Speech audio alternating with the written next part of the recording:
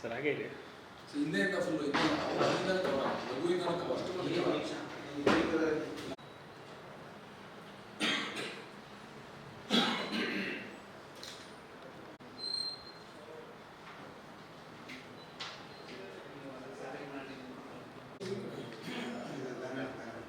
ಈ ಕಡೆ ಬರಲ್ಲ ಪಕ್ಷಿದ್ದೇನಲ್ಲ ಬರೀ ಕಡೆ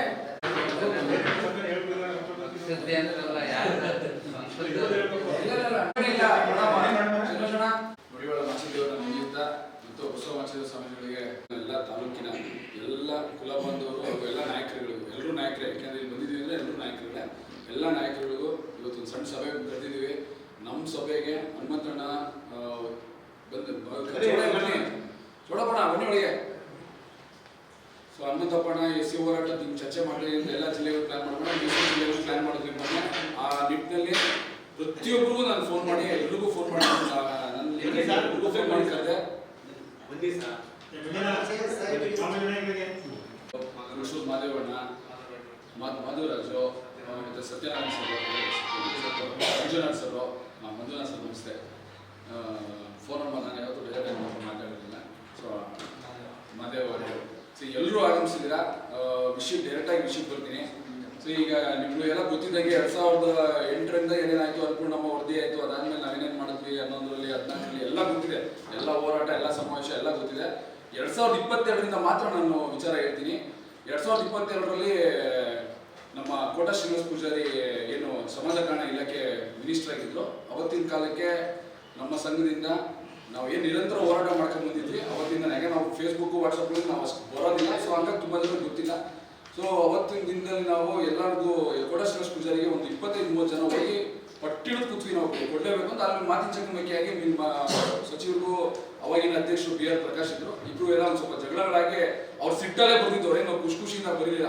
ಏನು ಇಷ್ಟೆಲ್ಲ ಮಾಡಿದ್ರೆ ಏನಾದ್ರು ಮಾಡ್ಕೊಂಡ್ರೆ ಅದು ಹೆಂಗಾಗುತ್ತೆ ನೋಡೋಣ, ಆಗೋದು ಕಷ್ಟ ಅದು ಅಂತ ಹೇಳ್ತಾ ಇದ್ದೀನಿ. ಅರ್ಥ ಮಾಡ್ಕೊಳಕ್ಕಾಗ್ತಿಲ್ಲ.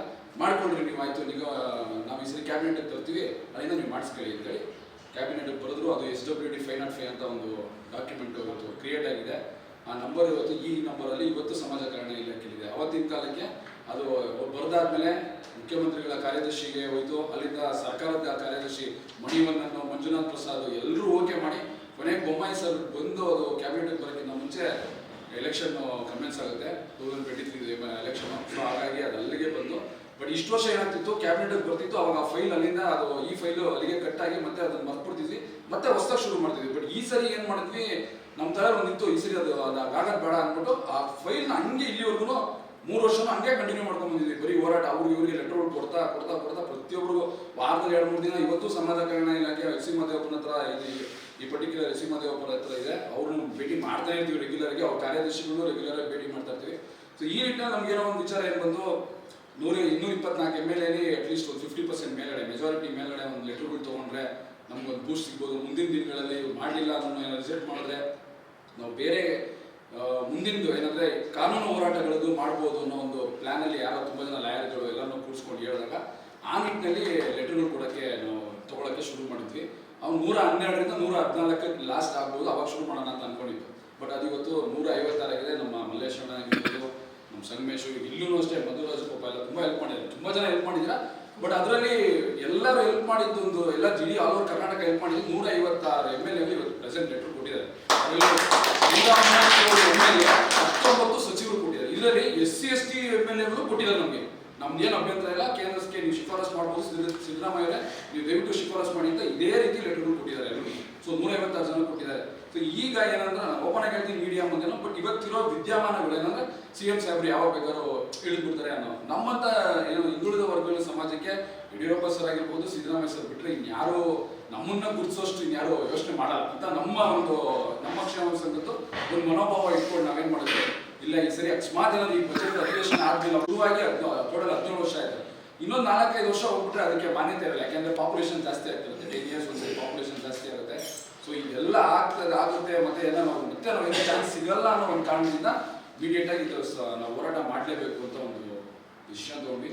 ಅವತ್ತು ಎಲ್ರಿಗೂ ಫೋನ್ ಮಾಡಿದ್ವಿ. ಅವತ್ತು ಮುಂಚೆನೆ ಡಿಸಿಷನ್ ಬೇಕಾಗಿ ಡಿಸಿಷನ್ ತೊಗೊಳ್ಳಿಲ್ಲ. ಕಾರ್ಯಕ್ರಮಕ್ಕೆ ಅವತ್ತು ಎಲ್ಲರೂ ಅವತ್ತು ಕರೆಯೋಕ್ಕಾಗಿರಲಿಲ್ಲ. ಯಾಕೆಂದ್ರೆ ಅವತ್ತಿನ ವಿದ್ಯಮಾನಗಳು ಬೇರೆ ಥರ ಇತ್ತು. ಯಾರಿಗೆ ಆಲ್ಮೋಸ್ಟ್ ಒಂದು ಜಿಲ್ಲೆಯಲ್ಲಿ ಅವ್ರಿಗೆ ಯಾರ್ಯಾರು ಇನ್ಫಾರ್ಮ್ ಮಾಡಬೇಕು ಅವ್ರಿಗೆ ಇನ್ಫಾರ್ಮ್ ಮಾಡಿ ಜನವರಿ 26 ಕರೆದ್ವಿ. ಸೊ ಅವತ್ತು ಹನುಮಂತಪ್ಪ ಅವರು ಅದಕ್ಕಿಂತ ಮುಂಚಿನ ಅಧ್ಯಕ್ಷರಾಗಿದ್ದು, ಅವತ್ತು ಅವ್ರಿಗೆ ಎಲ್ಲ ಕಡೆ ಪ್ರಚಾರ ಕೊಟ್ಟು ಶುರು ಮಾಡಿದ್ವಿ. ಸೊ ಅವತ್ತಿಂದ ಡೇಟ್ ಫಿಕ್ಸ್ ಮಾಡಿಕೊಂಡು ಅಲ್ಲಿ ಪೊಲೀಸಿಂದ ಇಲಾಖೆ ಮತ್ತು ಮಿನಿಸ್ಟ್ರುಗಳು ಎಲ್ಲರೂ ಒಂದು ಒತ್ತಡದಿಂದ ಮಾರ್ಚ್ 16ಕ್ಕೆ ಈಗ ಅಹೋರಾತ್ರಿ ಪ್ರತಿಭಟನೆ ಫಿಕ್ಸ್ ಆಗಿದೆ. ಸೊ ಇದು ಸಂಕ್ಷಿಪ್ತ ವರದಿ. ಸೊ ನಾವು ಏನಕ್ಕೆ ಹೋರಾಟ ಮಾಡ್ತಾ ಇದ್ದೀವಿ ಅಂತ. ಸೊ ಈ ಹೋರಾಟಕ್ಕೆ ಎಲ್ಲರೂ ಕೈ ಜೋಡಿಸ್ಬೇಕು ಅಂತ ಕೇಳ್ಕೊಂಡಿದ್ದೀನಿ. ಅಧ್ಯಕ್ಷರು ಮಾತಾಡ್ತಾರೆ. ಸೊ ಇನ್ನೇನೋ ಡೌಟ್ಸ್ ಇದ್ದರೆ ನೀವು ಕೇಳಿ. ಆಮೇಲೆ ಹೆಂಗೆ ಅವತ್ತೇನು ಪ್ರೋಗ್ರಾಮ್ ಅವತ್ತೇನೋ ಎಲ್ಲ ಆಮೇಲೆ ಇನ್ನೊಂದ್ಸರಿ ಹೇಳೋಣ. ಸೊ ಅಧ್ಯಕ್ಷರು ಒಂದು ಮಾತಾಡಬೇಕು ಈ ಸಮಸ್ಯೆ.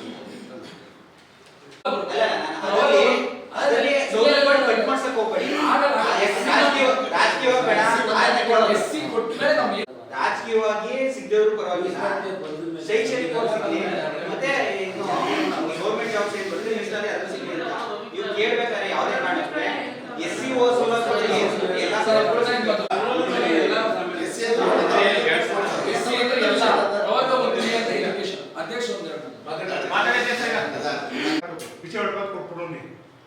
ಬಿಸಿ ಬೇಳೆ ಕೊಟ್ಬಿಟ್ಟು ಏನು ಮಾಡ್ತೀರಿ? ಅಲ್ಲ ಅನ್ನ ಸಾಂಬಾರು ಅನ್ನ ಹಾಕಿ ಸಾಂಬಾರು ಹೋರಾಟ ಇದೆ. ಎಲ್ಲಾ ಸಂಘಟನೆಗಳು ಸೇರಿ ಒಂದೇ ಜಿಲ್ಲೆಯಲ್ಲಿ ಪರಿಷ್ಠ ಹೋರಾಟ ಸಮಿತಿ ಮಾಡ್ಕೊಳ್ಳೋಣ. ಆಮೇಲೆ ಉಲ್ಟಾ ಇಟ್ಕೊಂಡಿದ್ದೀರಾ ಅಂದ್ರೆ ಫ್ರಂಟ್ ಪೇಜ್ ಇಟ್ಕೊಳ್ಳಿ ಅಂತ ಬ್ಯಾಕ್ ಪೇಜ್ ಇಟ್ಕೊಂಡಿದ್ದೀರಾ? ಫುಲ್ ರೈಟಲ್ಲಿ ಎಲ್ಲ ನಮಗೆ ಸಾಕಾಯ್ತದೆ. ಮತ್ತೆ ಇದು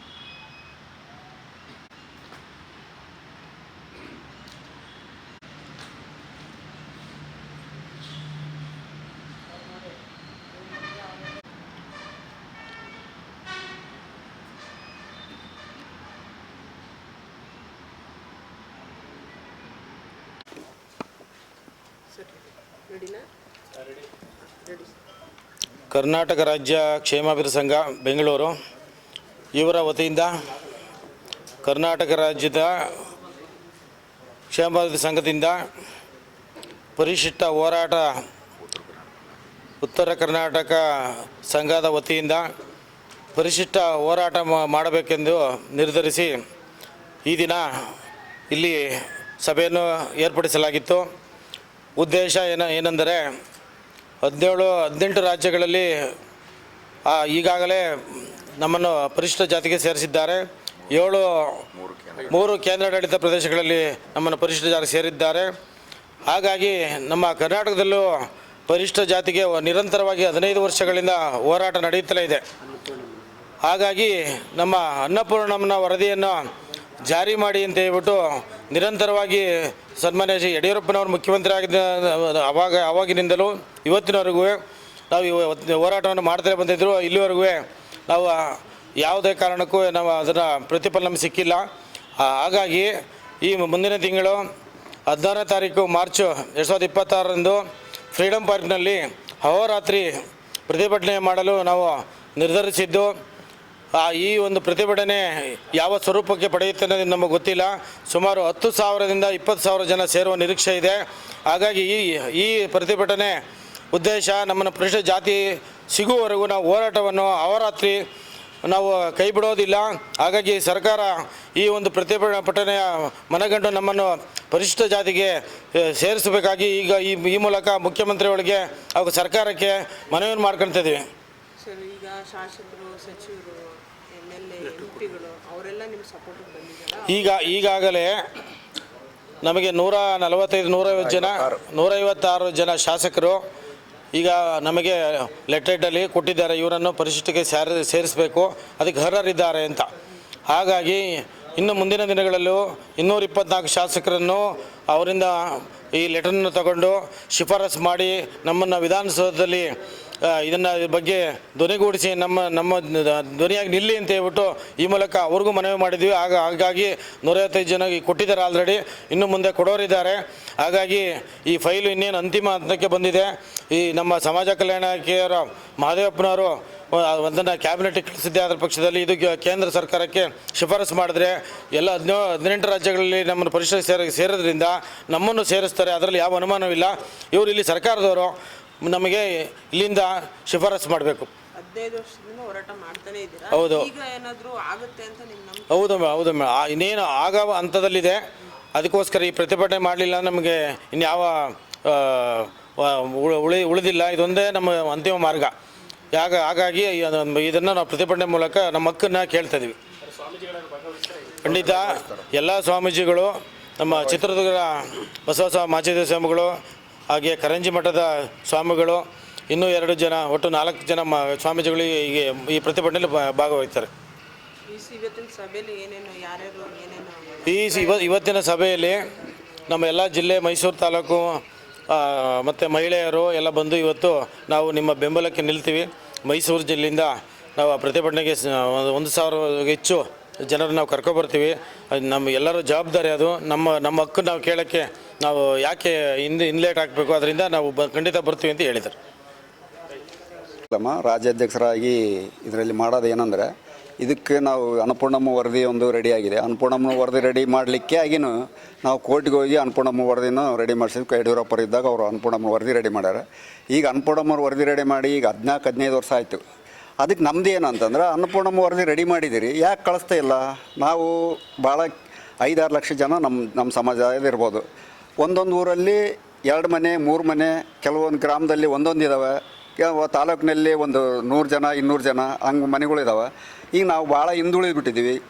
ಆರ್ಥಿಕವಾಗಿ ಹಿಂದುಳಿದಿದ್ದಾರೆ, ರಾಜಕೀಯವಾಗಿ ಹಿಂದುಳಿದಿದ್ದಾರೆ. ಈಗ ನಮಗೆ ಏನಾದರೂ ವಿಧಾನಸೌಧಕ್ಕೆ ಹೋಗ್ಬೇಕಂದ್ರೂ ವಿಧಾನಸೌಧದಲ್ಲಿ ನಮ್ಮರು ಯಾರೂ MLA ಇಲ್ಲ, MP ಇಲ್ಲ, ನಮ್ಮರು ಯಾರೂ ಇಲ್ಲ. ಅಷ್ಟು ಹಿಂದುಳಿದಿದ್ದೀವಿ. ದಯವಿಟ್ಟು ಸಿದ್ದರಾಮಯ್ಯ ಸಾಹೇಬ್ರಿಗೆ ನಾವು ಕೈ ಮುಗಿದು ಕೇಳ್ಕೊಂತೀವಿ. ಈಗ ಆಲ್ರೆಡಿ ಈಗ ನಮ್ಮ ಮಾಚಿದೇವರು ಜಯಂತಿ ಮಾಡಲಿಕ್ಕೆ ಒಂದು ಅವಕಾಶ ಮಾಡಿ ಇವರೇ ಕೊಟ್ಟಿದ್ದಾರೆ. ಅವರು ಇದು ಒಂದು ಮಾಡಿ ನಮಗೇನಾದರೂ ಕೊಟ್ಟಿದ್ದೇ ನಿಜ ಆದರೆ ನಮ್ಮ ಮಡಿವಾಳ ಸಮಾಜದವರು ಅವರಿಗೆ ಚಿರಋಣಿಯಾಗಿ ಅವರಿಗೆ ಕೈ ಮುಗಿದು ಕೇಳ್ಕೊಂತೀವಿ. ಇದೊಂದು ಅನ್ನಪೂರ್ಣಮ್ಮ ವರದಿಯನ್ನು ಸೆಂಟ್ರಲ್ಲಿ ಕಳಿಸ್ಬೇಕಂತ ನಮ್ಮ ಮನವಿ. MK ಹನುಮಂತಪ್ಪ, ರಾಜ್ಯಾಧ್ಯಕ್ಷರು. ಕಳೆದ 15 ವರ್ಷಗಳಿಂದ ಸುಮಾರು ಮುಖ್ಯಮಂತ್ರಿಗಳು ಬದಲಾಗವ್ರೆ, ಆದರೂ ಸಿದ್ದರಾಮಯ್ಯ ಅವರ ಮೇಲೆ ಭರವಸೆ ಇಟ್ಟಿದ್ದಾರೆ. ಸಿದ್ದರಾಮಯ್ಯರು ಭರವಸೆ ಅಂದರೆ ನಾವು ಚಿತ್ರದುರ್ಗ ಮಠದಲ್ಲಿ ಕೂಡ ನಾವು ಕೇಳಿದ್ವಿ. ನಮ್ಮದೊಂದು ಉದ್ಘಾಟನೆ ಇತ್ತು, ಬಂದಾಗ ಕೇಳಿದ್ರಿಲ್ಲ, ನಾನು ನೆಕ್ಸ್ಟ್ ಸರ್ಕಾರ ಬಂದಾಗ ನಾನು ಮಾಡ್ತೀನಿ ಅಂತ ಹೇಳಿದರು. BJP ಅವರು ಮಾಡ್ತು ಅಂತ ಹೇಳಿದರು. ನಮ್ಮನ್ನು ಎಲ್ಲರೂ ಹಿಂಗೆ ತಳ್ತಾ ಇದ್ದಾರೆ. ಆ ತಳ್ಳೋದು ಬೇಡ ಅಂತ ಹೇಳ್ಬಿಟ್ಟು ಈಗ ಬರೀ ನಾವು ಮನವಿ ಕೊಟ್ಟು ಎಲ್ಲ ಕೊಟ್ಟು ಸಾಕಾಗಿಯೇ ಈ ಹೋರಾಟಕ್ಕೆ ಕೇಳಿದಿರಿ ನಾವು. ನ್ಯಾಯ ಸಿಗಲಿಲ್ಲ ಅಂದ್ರೆ ನಾವು ನ್ಯಾಯ ಸಿಗಲ್ಲ ಮಟ್ಟನೂ ಬಿಡಲ್ಲ. ಹೌದು. Okay sir.